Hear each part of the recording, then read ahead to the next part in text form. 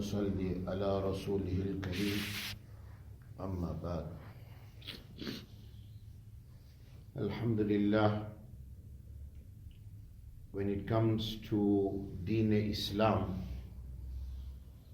Allah subhanahu wa ta'ala has made it so that every abd, every creation of Allah can turn to Him at any time. There is no such a thing like the other religions where you have an intermediary, where you're not allowed to go and have any contact or rabta with your Creator, Allah subhanahu wa ta'ala. For example, we take Christianity. Christianity, you have to go to the priest, which they call confession.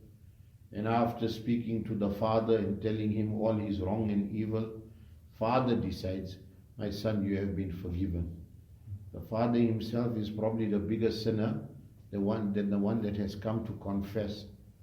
But the beauty of Deen is so that no matter who it is, when he turns to his Rabb, Allah subhanahu wa ta'ala, Allah subhanahu wa ta'ala responds to everyone, no matter who he is. In fact, Allah subhanahu wa ta'ala also responds to the plea of the kuffar. In many situations, we see where when the kuffar, when they turn towards the one Lord, Allah subhanahu wa ta'ala responds to them. Hence, we as Muslims, we should take opportunity of that. What do we say in Surah Al-Fatiha? Daily we read in every rakat, إِيَّاكَ نَعْبُدُ وَإِيَّاكَ نَسْتَعِينُ. Thee alone do we worship, Thee alone do we seek aid and assistance from. We say it, but when it comes to the practical side, we don't. Yes, we worship Allah, but when it comes to seek aid and assistance, we'll run around, we'll try every other avenue but Allah. And then when we don't get any joy, and we see there's no success, we use na'udhu billah, and probably this highlights the condition and state of our iman. We turn to Allah as a last resort. Whatever happens, the first thing is Allah. If we turn to Allah, if there's a difficulty, and if a fellow man is going to be a means to remove that difficulty, then Allah puts it in that person's heart to help you, to aid you and assist you. Man cannot help. That is only through the permission of Allah. So anything, if we don't have enough sufficient, we're not earning well, we know rosy risk comes from Allah. We turn to Him, Allah will soften creation's heart. Through somebody, they will be a means wherein, inshallah, we will attain that risk and sustenance. So today I see, it's just more a ritual, or maybe it has just become a habit. We meet one another, hey brother, make dua for me, brother, make dua for me. We don't make dua for ourselves. Now, inshallah, no, you must make dua. You are big Hazrat. And we even make mention, sometimes we hear certain people, no, my dua, you're asking me, my dua don't even reach the roof and it falls down. That's not right. A mu'min never carries on like that. No matter who he is, he's got the right to ask Allah. I spoke on istikhara. It was our Masla Masail. Today even istikhara, we request everybody else to make istikhara. Why can't we make istikhara ourselves? We don't commit shirk.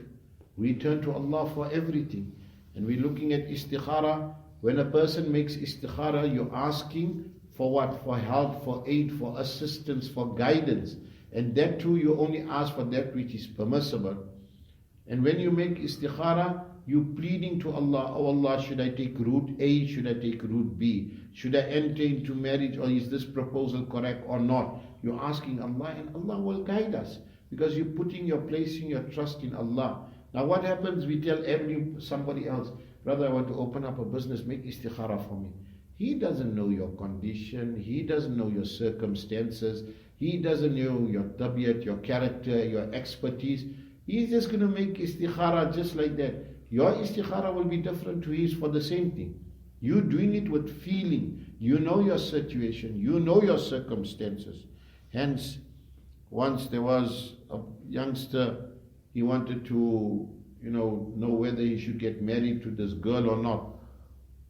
And he went to Hazrat and he told Hazrat, please man, make istikhara for me. So Hazrat asked for the name of the girl and which area and everything. He got all the information. Hazrat tells the youngster, come back after 7 days. After 7 days, the youngster came back. So the youngster says, Hazrat, what is the answer? He says, no, istikhara is not good for you. Why? What did you dream? Like why? What's the circumstances? He said, no, I married the girl.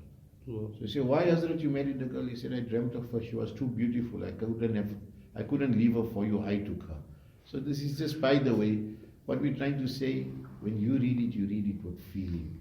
Hazrat, you take the Anbiya alayhi salatu wasalam, everything you read, they should turn to Allah. Dua, dua, dua, dua. And we don't make dua. Wallahi, just try dua. No matter what difficulties we're going through, just try, raise that hands.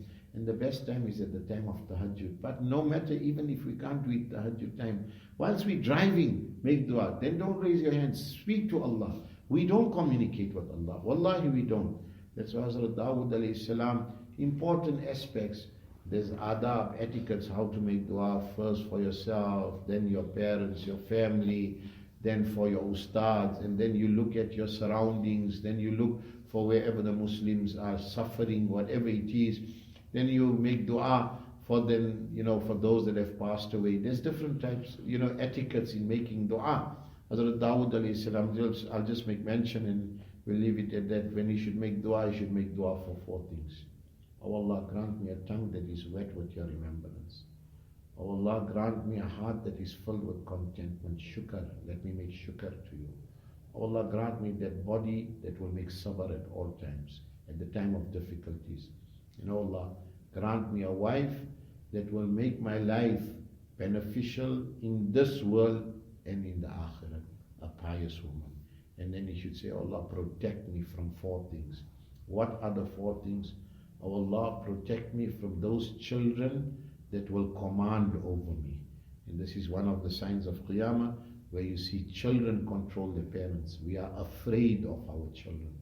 And this is very sad, that we should make dua that we are their parents. We can't, if you go into substance abuse, drug abuse and so forth. Today I'll just give you an example. The son is gone or the daughter is gone, Friday night, Saturday night. Mother and father in bed. Obviously it's a concern. When is my son coming back? When is my daughter coming back? 2 in the morning you hear the door open. The father will, the mother will say, hey, go ask him where he came from. The father will say, Taropoeroche, it's your son, you go ask him. We're so afraid. And that too, now he's on a high.